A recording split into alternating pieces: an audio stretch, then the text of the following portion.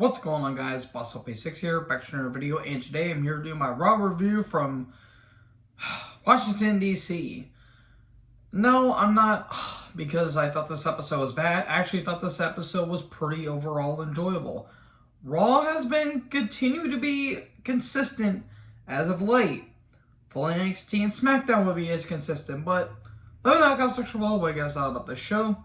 Judgment Day come down. We get a brief recap of last week where Rhea was carrying Dominic. Can Rhea do that to me, please?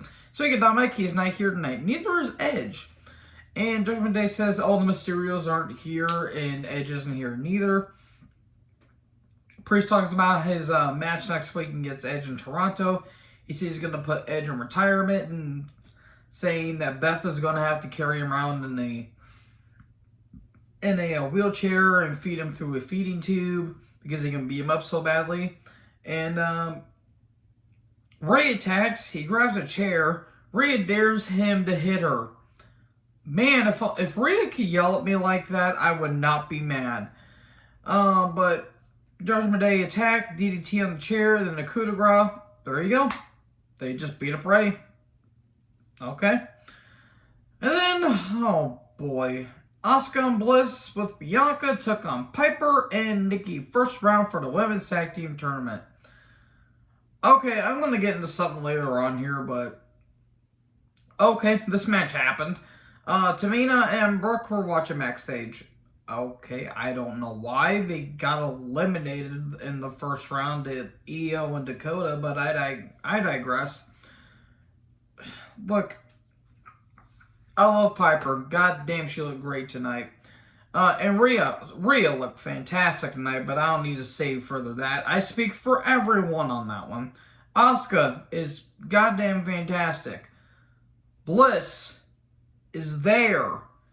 God bless her for trying, but she is just there.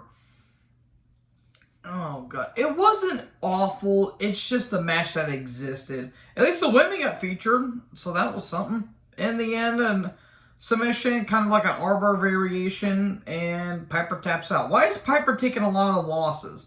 And I've been hearing rumors that she's going to be having her name changed back. Good. Drop the stupid fucking dewdrop gimmick. It's been terrible since day one. Fuck you, John Laurinaitis.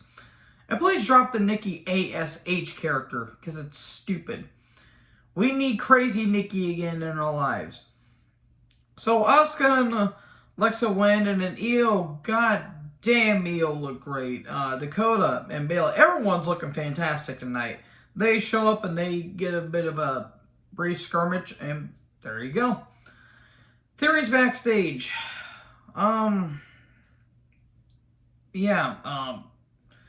reason why Theory hasn't been on TV lately is because, unfortunately, his uncle did pass away, and he had to take some time off TV. However I may feel about Theory, you guys know how I feel about Theory.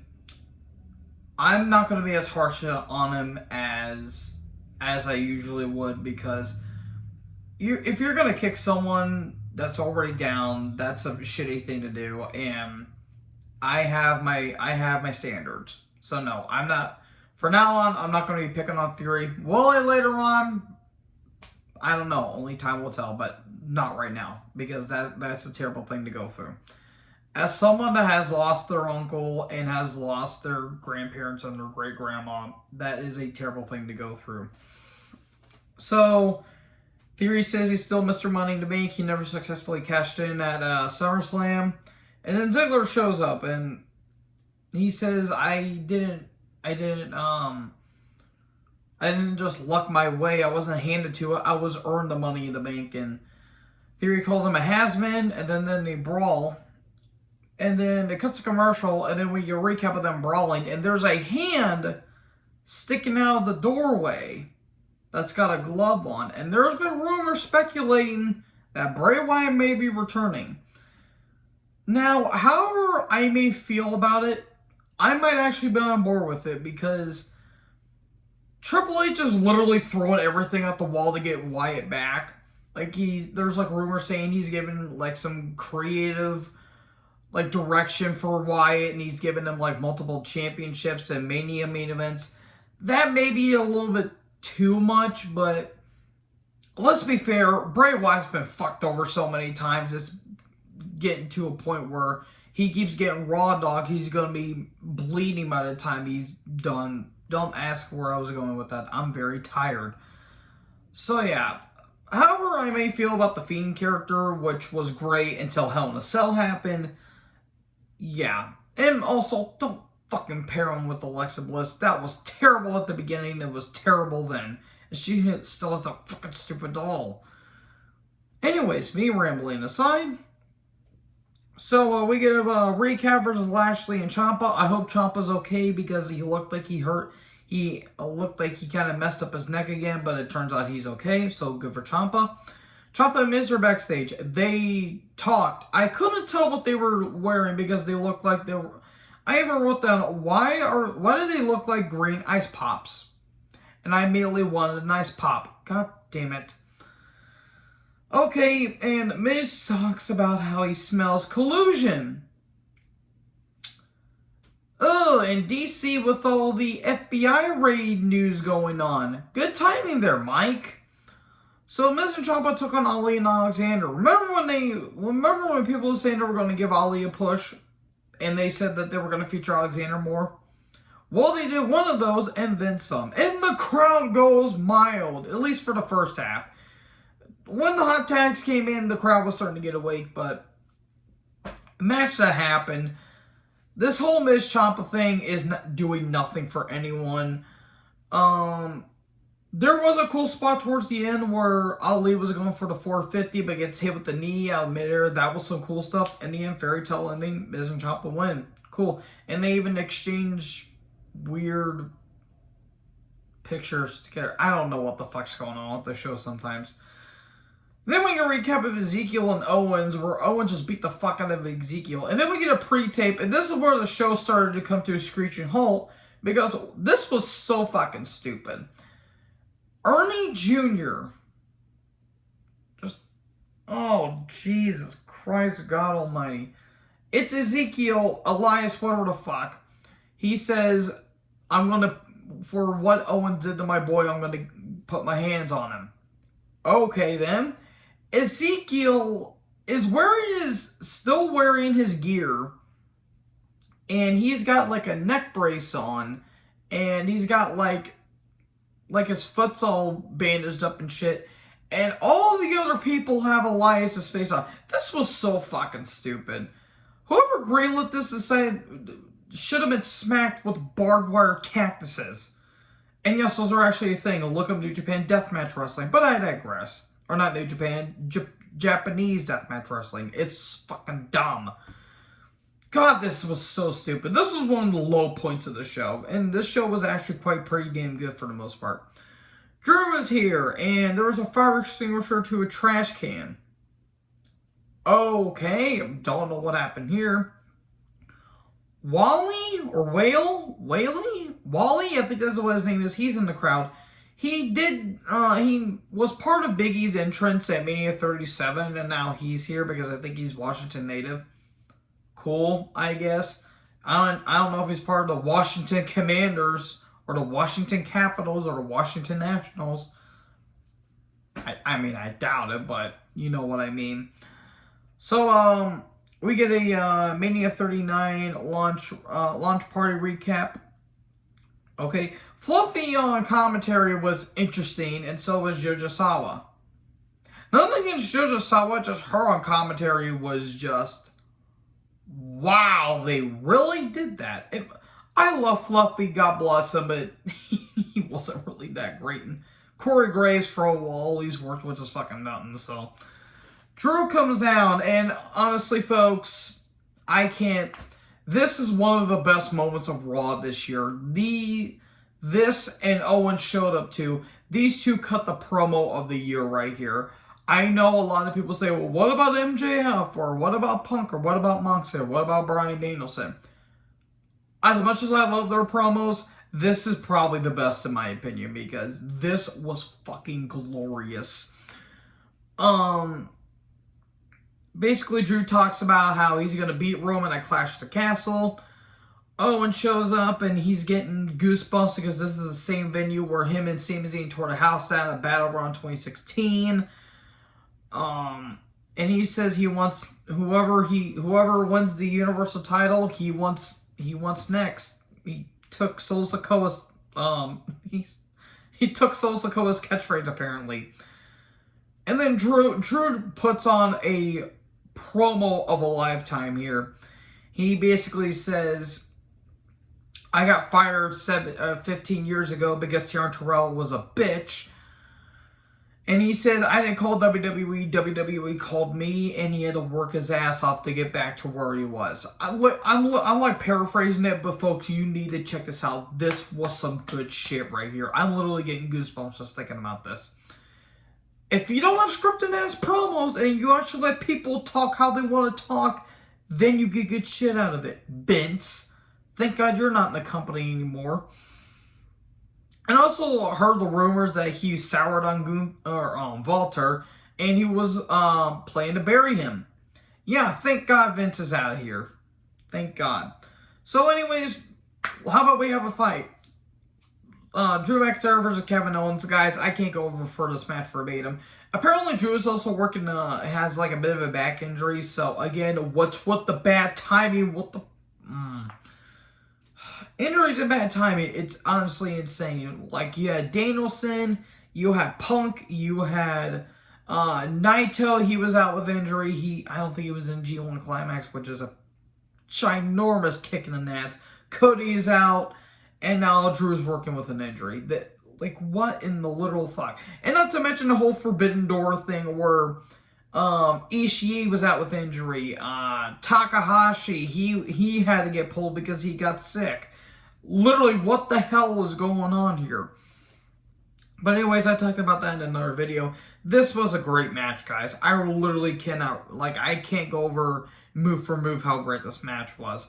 There was a frog splash on the floor, cannonball, frog splash by Owens, but a kick out, then a senton and a kick out. An avalanche air raid crash, but a kick out.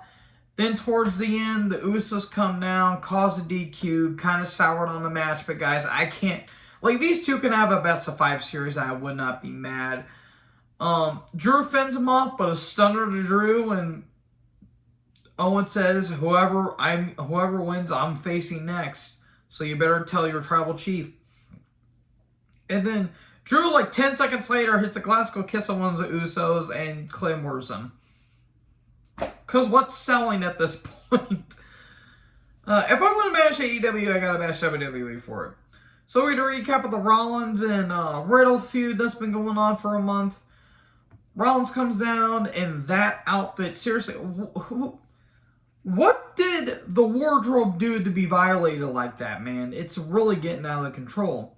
And he says Riddle is going to be retiring, and let's all play the saddest violin in the world. And Riddle is talking via satellite, quote unquote, and he says, oh, it's a shame you don't know how I am medically, because I'm medically clear. And he says he's in DC. Riddle comes down, they have a bit of a brawl. Rollins goes for a stomp on the apron, but they go into the crowd, and there you go. It seems like I don't really give a shit about this feud just because I actually don't. Riddle's a good athlete. He's just annoying, and he kind of bores me. And Rollins, God bless him, he tries. You can't always pull a home run out of every pitch that you hit.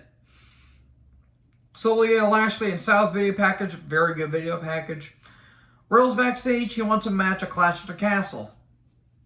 Okay, there you go. There's your answer right there. Veer Mahan. Veer's back. Hooray! He took on Bo Keller. And the way that Bo is spelled is oddly coincidentally the same way that my youngest cousin. That's my youngest cousin's name. The way it's spelled too. That's kind of bizarre. It was a squash. Veer won. Hooray. Veer's back. Yay. Veer was coming back. You might have to go consult a doctor for that. So, Dakota Kai, Io. God damn, Io. Jesus, you look great. And Bayley are backstage, and they talk about the women's tag tournament, and Bayley says, well, I might have to go after Bianca next, too. Or, I don't think she really said that. I kind of tuned out at this point, because there was a couple points of the show where I kind of tuned out a little bit. But Dana Brooke is there, and her and Dakota are going to be having a match coming up. Then we get Lashley versus Styles for the U.S. title. This was great. This was given time, too. This was given, I think, 22 minutes. There was some kind of stupid stuff where Ciampa and Miz showed up. Ciampa distracts Lashley. The ref is distracted as well. Miz goes to attack Styles, and all of a sudden Dexter Lumis shows the fuck up out of nowhere, and security tries to hold him back. I don't understand what the whole point of this feud is. They better give a damn good explanation, because if not, then this is going to make Lumis look like an idiot. And then security grabs him, and then Miz and Ciampa got ejected during commercial break. How the fuck... These guys are in their mid-40s, and they still are pumping out great matches. Lashley is 46, and Styles is 45. How is Lashley still the same age as he was 20 years ago? Genetics is fucking fascinating, folks. Styles, his Argentine rack bomb, that was some pretty impressive stuff. Styles gets hit to the post, calf crusher, but gets turned into a hurt lock. That was a good maneuver right there. Or what a maneuver, pal. That was a good counter. Styles goes for a Styles clash, or not Styles. Well, yeah, he attempts to do a Styles clash, but Lashley intervenes. Goes for the phenomenal form, but hit with the spear. 1, 2, 3. Lashley wins, and there you go. Styles doesn't look weak. He looks strong in defeat, and Lashley is goddamn Lashley. So then we go to break, and then Dakota Kai with Io and Bayley took on Dana Brooke. It was just a showcase for Dakota. Dana got her chops in, but eventually Dakota hits her kick in the corner. 1, 2, 3. Dakota wins. The Edge and Judgment Day video package talking about how Edge is going to be taking on Priest next week. And then we get to the main event. Theory versus Ziggler. This is the main event is what I put down. If it was just a way for Hunter to feel bad for Theory because how he lost his uncle, okay, I can understand that. But really, this was the main event. It wasn't bad. It's just felt like it wasn't a main event. Like, this could have been a main event on main event. Again, these guys are good workers. It's just Ziggler in 2022 isn't really that interesting at this point. And you guys how I feel about Theory. I call this post-mania because they kept throwing each other into the post all the damn time. They were trying to let Theory show an aggressive side of him, and it worked for about 5 minutes. It wasn't a bad main event. It was just kind of a baffling choice to close the show.